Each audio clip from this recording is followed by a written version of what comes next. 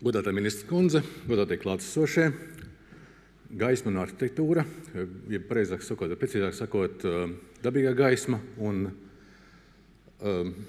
cilvēks kā arhitektūras patērētājs, kā arhitektūras objekts.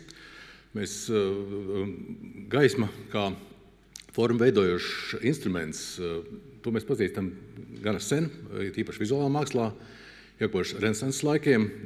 Leonardo da Vinci zināja to, kā prasa izmantot gaismēnu, lai modelētu formu.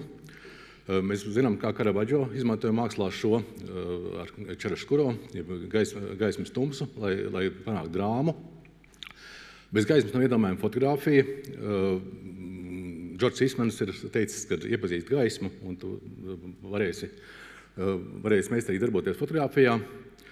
Mēs cilvēki, kā bioloģiskas būtnes, mēs tiecamies uz gaismu. Gaisma ir mūsu dzīvības un enerģijas avots.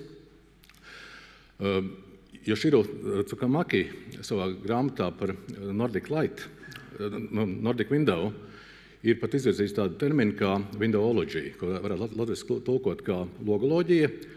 Proti, viņš ir savienojis to, kas ir cilvēku uzvedība, behavioroloģija, ar to, kā cilvēki uzvedās telpās un vietās, kur ir dabīgā gaisma.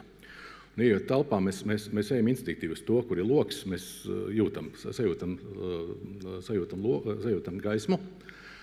Un šādā kontekstā gaisma ir sajūtas arī Gunārs Birkets. Man pašam pirmā saskara ar viņu bija vēl studiju laikā, kad savulaik Šķūņielā bibliotekā mēs gājām skatīties grāmatas par Gunāra Birketa arhitektūru. Es atceros to Massachusetts biblioteku, kur, kā viņš bija veiksmīgi 3 stāvus zem zemes ievadījis gaismu iekšā. Un mums tiešām paveicies, ka mums nav jābrauc uz Ameriku, lai redzētu Gunāra Birketa darbus. Mēs varam to redzēt šeit, mēs varam to apdzīvot, būt šajās telpās. Un Latvijas Arhitektūras Savienības vārdā es novēlu izzinošu konferenci.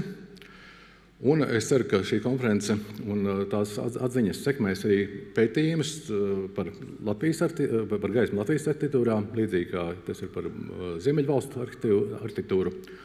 Un ceru, ka tas rezultēsies tālākos pētījumos. Paldies!